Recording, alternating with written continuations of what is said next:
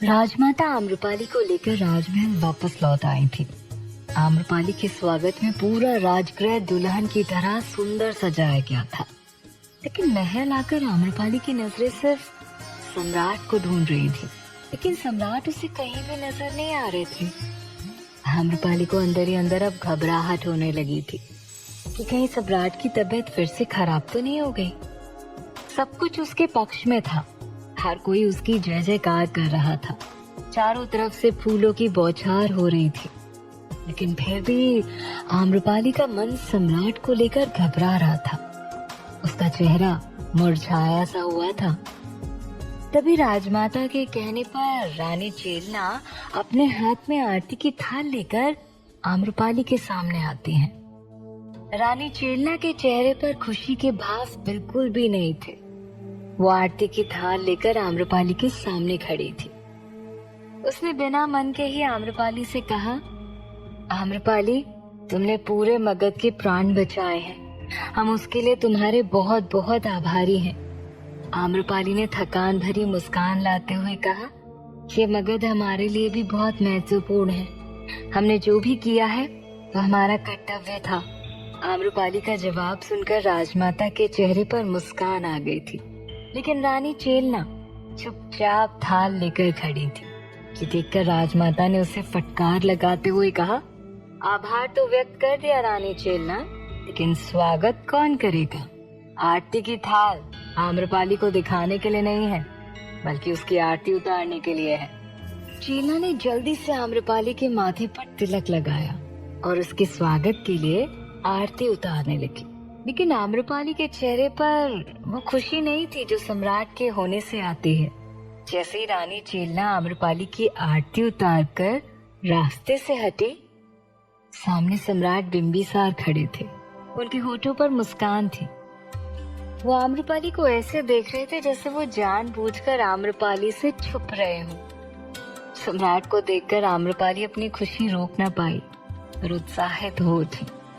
वो सम्राट के पास भागकर जाना चाहती थी, लेकिन वहाँ सभी लोग खड़े थे। ये देखकर उससे अपनी भावनाओं को नियंत्रित कर लिया। सम्राट आम्रपाली के पास चलकर आए। अपने सामने सम्राट को देखकर आम्रपाली ने भावुक होते हुए करुण स्वर में कहा, सम्राट, आपको स्वस्थ देखकर हमें बहुत खुशी हो रही है। सम्राट आम्रपाली के चेहरे को बहुत ध्यान से देख रहे थे। दिन रात सभी की सेवा करने की वजह से आम्रपाली का चेहरा फीका पड़ गया था। आंखों के नीचे गड्ढे हो गए थे और शरीर बहुत दुबला पतला सा हो गया था। आम्रपाली का जवाब देने के बजाय सम्राट अपलक आम्रपाली को देखे जा रहे थे, जिससे आम्रपाली असहज हो गई थी। वहाँ खड़े सभी लोग उन्हीं की तरफ देख रहे थे। रानी चेलना को तो ये सब अच्छा ही नहीं लग रहा था, लेकिन वो मजबूर थी। राजमाता ज्यादा देर वहां नहीं रुकी। वो सभी को राजसभा में आने का कहकर वहां से चली गई। विशाखा और राजकुमारी भी आराम करने के लिए वहां से चले गए। धीरे धीरे सभी जाने लगे, लेकिन सोम वहां आखिरी तक खड़ा रहा था। आम्रपाली और सम्राट को एक साथ देखकर उसका खून जल रहा था। वहां इकलौता सोम नहीं था, बल्कि महल के आखिरी छोर पर खड़ी रानी कौशला देवी भी त्रिलोक सिंह के साथ आम्रपाली और सम्राट की तरफ देख रही थी। ये सब देखकर त्रिलोक सिंह भी वहां से चला गया, लेकिन रानी कौशला देवी वहीं खड़ी रही और उन दोनों की तरफ घूरते हुए देख रही थी। उसी दौरान सम्राट की नजरें आम्रपाली से हट ही नहीं रही थी। ये देखकर आम्रपाली ने अपनी नजरें फेरते हुए कहा, सम्राट, आप हमें इस तरह क्यों देख रहे हैं? वहां चारों तरफ एक मनमोहक शीतल हवा चल रही थी। हवा की वजह से आम्रपाली के बाल उड़कर उसके चेहरे पर आ रहे थे। चारों तरफ एक सुकून भरा वातावरण फैला हुआ था। सम्राट ने आभार प्रकट करते हुए कहा, हम बस अपने आप को यकीन दिला रहे हैं कि आम्रपाली, आप हमारे साथ हैं। हम इतने सौभाग्यशाली होंगे, हमें पता ही नहीं था। आज आपके होने से हमारे जीवन की सबसे बड़ी परीक्षा भी हल हो गई। अन्यथा हमने तो उम्मीद ही खो दी थी, लेकिन आपने एक नया सूरज उगाया है। जो कोई न कर सका वो आपने कर दिखाया है। इसके लिए हम आजीवन आपके ऋणी रहेंगे। सोम ज्यादा देर तक उनकी बातें सुन न सका और अपना पैर पटकते हुए मजबूरन वहां से चला गया। उसे वहां से जाते हुए रानी कौशला देवी देख रही थी। उसे देखकर रानी कौशला देवी के चेहरे पर रहस्यमय भाव बिखरने लगे। आम्रपाली और सम्राट से उसका ध्यान हटकर अब सिर्फ सोम पर था। कुछ देर पहले जहां रानी कौशला देवी के चेहरे पर शोक भरे भाव थे, वहीं सोम को देखकर वो ऐसे हो गई जैसे उसे कोई रास्ता दिख गया हो। उसने तुरंत कहा, इतनी बड़ी बात हम कैसे भूल गए। ये लोग उस वर्षकार के घर गए थे और इन सब में इनका साथ वो दासी सुलभा दे रही थी। हमें पता लगाना ही होगा। शायद इसकी वजह से हमारा रुका हुआ कार्य पूर्ण हो जाए और इस आम्रपाली को हम सबक सिखा पाए। इतना कहकर रानी कौशला देवी भी वहां से तुरंत महल के अंदर की तरफ बढ़ गई। अब उस पूरे परिसर में ऐसा कोई भी नहीं था जिनकी नजर सम्राट और आम्रपाली पर हो। अगले ही पल सम्राट ने आम्रपाली के चेहरे पर आ रहे बालों को हटाते हुए प्यार से कहा, आम्रपाली, हमें क्षमा करना। इस मुश्किल वक्त में हमने आपको अकेला छोड़ दिया। हमें इस बात का पछतावा हमेशा रहेगा। सम्राट अपनी बात पूरी भी नहीं कर पाए थे कि अगले ही पल अंतेनाग उनके पास आया और सिर झुकाकर दोनों का अभिवादन करते हुए कहा, सम्राट, सभा में सभी आप दोनों की प्रतीक्षा कर रहे हैं। अंतेनाग की वजह से सम्राट और आम्रपाली का ध्यान एक दूसरे से हट गया। सम्राट ने जवाब दिया, ठीक है, तुम चलो, हम अभी आए। अंतेनाग के जाने के बाद सम्राट ने आम्रपाली से कहा, आज सभा के बाद सारा वक्त हम आपके साथ रहेंगे। चलिए अब जल्दी से तैयार होकर सभा में आ जाइए। सम्राट जब अपनी बात आम्रपाली से कह रहे थे, तब धीरे धीरे आम्रपाली के कानों में सनसनाहट बढ़ने लगी थी, लेकिन उसने इसे नजरअंदाज कर दिया और अपने कक्ष की तरफ बढ़ गई। पूरी सभा लगभग लग चुकी थी और सभी को इंतजार था तो सिर्फ आम्रपाली और सम्राट के आने का। राजकुमारी मुकुंदा, विशाखा, यहाँ तक कि सोम भी उस सभा में उपस्थित थे। कुछ ही देर में सम्राट पहले की तरह गंभीर मुद्रा में सभा में प्रवेश करते हैं। उन्हें देखकर पूरी सभा अपनी जगह पर खड़ी हो गई। जब से सम्राट ने राज सिंहासन का त्याग किया था, तब से ये पहली बार था जब सम्राट अपने सिंहासन पर बैठेंगे। उन्हें वापस वहां देखकर सभी के चेहरे पर मुस्कान आ गई थी। पूरी सभा में सम्राट की जय जयकार हो रही थी। अपने राज सिंहासन पर बैठते ही सम्राट ने सभी को बैठने का इशारा किया। सोम का चेहरा लटका हुआ था और उसी के बगल में राजकुमारी बैठी हुई थी। रानी कौशला देवी सभा के सबसे ऊपरी छोर पर स्त्रियों के स्थान पर बैठी हुई थी। वो तो बस सोम की तरफ ही देखे जा रही थी। तभी राजमाता अपने स्थान पर खड़ी हुई और सभी को संबोधित करते हुए कहा, आज हमारे लिए एक नहीं बल्कि दो दो खुशी के अवसर हैं। आज सम्राट पूरी तरह से ठीक होकर वापस अपने राज सिंहासन पर विराजमान हुए हैं, तो वही आम्रपाली की वजह से मगध को बीमारी से मुक्ति मिल चुकी है। राजमाता के ऐसा कहते ही पूरी सभा आम्रपाली और सम्राट की जय जयकार करने लगी। सम्राट ने भी गांधार नरेश से लड़ने और इस बीमारी के समय संयम रखने के लिए सभी को धन्यवाद दिया और आभार व्यक्त किया। अगले ही पल सभा के द्वार से आम्रपाली ने प्रवेश किया। सभी की नजर जैसे ही उस पर पड़ी, सबकी आंखें चमक उठी। काफी दिनों बाद सभी ने आम्रपाली को उसके भव्य श्रृंगार में देखा था। सुनहरे और सफेद रंग के रेशमी वस्त्र पहने हुए आम्रपाली की सुनहरी चूनर जमीन तक फैली हुई थी। कानों में बड़े बड़े सुनहरे झुमके थे, तो गले पर मोतियों की माला के साथ साथ चमकते हीरे और जवाहरात से बने गले के हार थे। माथे पर सुंदर सा मांग टीका सजा हुआ था। राजमाता भी उसे प्रभावित नजरों से देख रही थी। सभा में सभी ने खड़े होकर आम्रपाली का स्वागत किया। इतनी विशाल सभा में सभी आम्रपाली का सम्मान कर रहे थे, जो कि वैशाली की सभा में कभी नहीं हुआ था। ये देखकर आम्रपाली का हृदय गदगद हो गया था। सभा के बीचों बीच आकर आम्रपाली ने सबसे पहले सम्राट और राजमाता दोनों के सामने सिर झुकाकर उन्हें प्रणाम किया और कहा, राजमाता, आपने हमें क्षमा करके हम पर बहुत बड़ा उपकार किया है। हम जीवन भर आपके एहसानमंद रहेंगे। तभी राजमाता अपने स्थान पर खड़ी हुई और आम्रपाली से आदर भाव के साथ कहती हैं, एहसानमंद तो हम तुम्हारे हैं आम्रपाली। तुमने मगध के लिए जो भी कुछ किया है, मगध उसे कभी नहीं भूल पाएगा। इतना कहकर राजमाता ने पूरी सभा के सामने ऊंची आवाज में संबोधित करते हुए कहा, आम्रपाली का व्यक्तित्व मगध से अब छुपा हुआ नहीं है, इसलिए हमने तय किया है कि सम्राट और आम्रपाली का विवाह इसी महीने के प्रथम मुहूर्त में संपन्न किया जाएगा। राजमाता ने पूरी सभा के सामने आम्रपाली और सम्राट के विवाह की घोषणा कर दी थी, जिससे पूरी सभा में शोर मचने लगा था।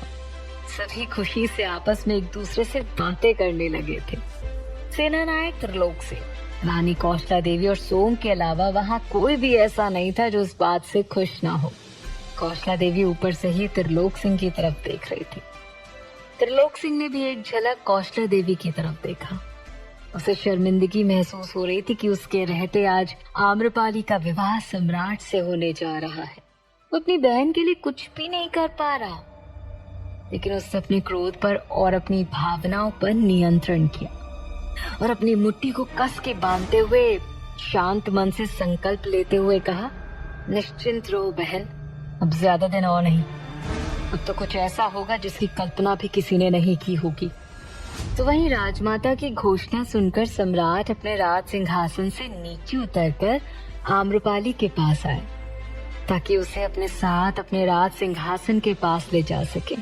आम्रपाली सभा के बीचों बीच खड़ी थी। लोगों को खुश देखकर उसे भी बहुत खुशी हो रही थी, लेकिन एक बार फिर उसके कानों में सनसनाहट होने लगी। लोगों की आवाज एक एक करके धीमी पड़ने लगी। सम्राट उसके पास आकर उससे कुछ बोल रहे थे, लेकिन उसे सिर्फ उनके होठ हिलते हुए दिखाई पड़ रहे थे। कौन क्या कह रहा है, एकदम से उसके कानों में सन्नाटा सा पसर गया। जबकि सम्राट ने उसका हाथ थामते हुए उससे कहा, चलिए आम्रपाली, आपकी जगह यहाँ नहीं, हमारे सिंहासन के पास है। लेकिन आम्रपाली वहीं खड़ी रही। उसके चेहरे पर पसीने की बूंदें आने लगी। इससे पहले सम्राट आम्रपाली की भावना को समझ पाते, अगले ही पल मुख्यमंत्री वसुदेव उन्हें बधाइयां देने के लिए उनके पास आए। वो आम्रपाली से कुछ कह रहे थे, लेकिन आम्रपाली की आंखों के सामने उनका चेहरा धुंधला पड़ने लगा था। आम्रपाली की घबराहट बढ़ गई थी। उसने सम्राट की तरफ देखा तो सम्राट भी उसे धुंधले दिखाई दे रहे थे। सम्राट ने जब देखा कि आम्रपाली डरी सी हुई है, तो उन्होंने पूछा, क्या हुआ आम्रपाली, आप ठीक तो है ना? सम्राट ने तुरंत आम्रपाली को संभालने की कोशिश की, लेकिन देखते ही देखते आम्रपाली का शरीर शिथिल पड़ने लगा था। वो एकदम से बेहोश होकर वहीं सम्राट की बाहों में गिर गई। ये देखकर सम्राट तुरंत घबरा गए। वो एकदम से चिल्लाते हुए कहते हैं, आम्रपाली। इस स्थिति में उन दोनों को देखकर पूरी सभा में सन्नाटा फैल गया था। कोई भी नहीं समझ पा रहा था कि आखिर आम्रपाली को अचानक से हुआ क्या। खुशनुमा माहौल एकदम से तनावपूर्ण माहौल में बदल गया था। राजमाता तेजी से आम्रपाली के पास आई। जब तक वो परिस्थिति को समझ पाती या किसी से कुछ पूछ पाती, सम्राट ने तुरंत आम्रपाली को अपनी गोद में उठाया और मुख्यमंत्री वसुदेव से राजवैद्य को बुलाने का कहकर सभा के बीच से आम्रपाली को उसके कक्ष में ले गए। उनके साथ साथ राजमाता, सोम, राजकुमारी मुकुंदा, विशाखा, अंतेना और मुख्यमंत्री वसुदेव के साथ कई सभा सदस्य आम्रपाली को देखने के लिए उसके कक्ष के बाहर भीड़ लगाकर खड़े थे। सम्राट ने आम्रपाली को उसके बिस्तर पर लिटाया था, लेकिन आम्रपाली पूरी तरह से बेहोश थी। उसका पूरा शरीर ज्वर से तप रहा था। सम्राट ने उसे उठाने की कोशिश की, लेकिन आम्रपाली ने बिल्कुल भी प्रतिक्रिया नहीं दी। विशाखा ने राजकुमारी से कहा, बहलाने के बाद अचानक देवी आम्रपाली को क्या हो गया? आज सुबह तक तो सब कुछ ठीक था और वो पूरी तरह से ठीक थी। तो राजकुमारी ने कहा, हमें भी नहीं पता। राजकुमारी के बगल में ही सोम खड़ा था। इससे आगे राजकुमारी कुछ सोच पाती या समझ पाती, सोम वहां से बाहर चला गया। उसको जाते हुए देखकर राजकुमारी मुकुंदा को संदेह हुआ और वो भी सोम के पीछे पीछे चली गई। वहीं सम्राट आम्रपाली का हाथ पकड़कर बैठा हुआ था। राजवैद्य ने आम्रपाली की कलाई पकड़कर उसकी नाड़ी का निरीक्षण किया और कुछ देर बाद सम्राट से कहा, देवी आम्रपाली को तीव्र ज्वर है। शायद ये ज्वर अत्यधिक थकान की वजह से हुआ होगा। लेकिन सम्राट, चिंता करने वाली कोई बात नहीं है। देवी आम्रपाली को आराम की आवश्यकता है। सही देखरेख में वो जल्द ठीक हो जाएंगी। इसके बाद राजवैद्य वहां से चले गए। उनके साथ साथ धीरे धीरे वहां से सभी जाने लगे। अंत में राजमाता ने भी सम्राट को साथ चलने के लिए कहा, लेकिन सम्राट ने मना कर दिया और कहा, नहीं बड़ी माँ, हम यहाँ आम्रपाली के साथ ही रहेंगे। जब हम बीमार पड़े थे तो आम्रपाली ने न दिन देखा था न रात, और बिना रुके हमारी सेवा करती रही थी। तो भला हम उन्हें अकेला छोड़कर कैसे जा सकते हैं? नहीं बड़ी माँ, हम यहाँ से नहीं जाएंगे। सम्राट के चेहरे पर आम्रपाली के लिए पीड़ा साफ दिखाई दे रही थी। आज से पहले राजमाता ने कभी भी सम्राट के चेहरे पर किसी के लिए इतना दर्द नहीं देखा था। वो चुपचाप वहां से उठकर चली गई। वहीं सोम आम्रपाली के कक्ष से निकलकर अपने कक्ष में जाकर बैठ गया। उसकी आंखों में सम्राट और आम्रपाली का दृश्य बार बार आ रहा था। जब आम्रपाली को सम्राट अपनी गोद में लेकर उसके बिस्तर पर उसे लेटा रहे थे और किस तरह उसका हाथ पकड़कर उसे जगा रहे थे, ये सब कुछ सोचकर सोम बुरी तरह से चिढ़ गया था। तभी राजकुमारी मुकुंदा उसके कक्ष में आई और कड़क स्वर में कहती हैं, सच सच बताओ सोम, क्या किया है तुमने? क्या किया है तुमने आम्रपाली के साथ? राजकुमारी की आवाज सुनकर सोम सकपका गया और तुरंत अपनी जगह छोड़कर खड़ा हो गया। क्या सोम ने आम्रपाली के साथ सच में कुछ किया था? रानी कौशला देवी सोम के साथ क्या करने वाली थी, जानने के लिए सुनते रहिए।